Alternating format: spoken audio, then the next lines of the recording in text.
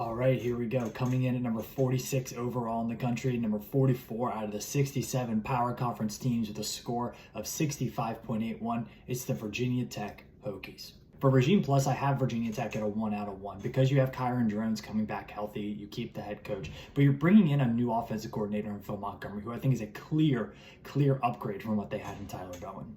For returning production, the Hokies come in at number 75. Again, they lost a lot of guys. It's not a completely bare cupboard that they're dealing with here, and I do think that's a little bit hurt by Kyron being hurt for most of the season and not playing quarterback for a bit of it. But they do return a lot of guys who have been in the program for a couple of years. So I don't think this number 75 number is as bad as it looks on paper. High school recruiting is something that the Hokies have struggled with for almost a decade now. Number 42 overall in the country. Every time it looks like they're getting a little bit better, they have another setback. They have a couple decommitments. Overall, the talent on this team is coming from transfer portal and development. For that transfer portal rank, number 28 in the country in adjusted transfer portal. They lost some really big guys. They lost Mansour Delane to LSU.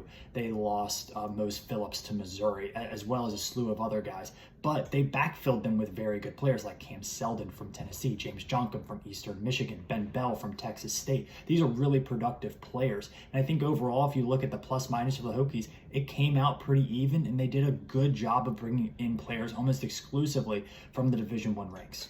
And a guy that's really going to help them out of those ranks is Bowling Green running back Terrion Stewart, who should take over the RB1 spot. That really helped Virginia Tech get to number 62 in the 2024 EPA per play metrics.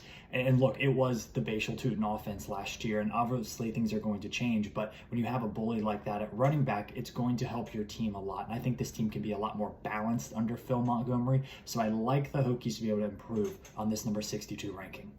The market has the Hokies coming in number 52 overall. I think that's about right. I would maybe have them a little bit higher, like mid-40s. And when you look at the strength of schedule, number 84 overall in the country, number 1 being the easiest, you do see a pathway for this team to have a better record than they did last year, even though last year is when they got all of the hype. Now, do I think this team will compete for an ACC title and therefore a college football playoff berth? Probably not. But there is a pathway there. I think the floor is very clearly at about 6 wins. The ceiling, probably 8 or 9. They're going to need to pull off a couple upsets against Louisville and Miami, and they're going to have to handle their business in the first 2 weeks against South Carolina and Vanderbilt. That will be the difference in the season and maybe the difference on the direction of this program.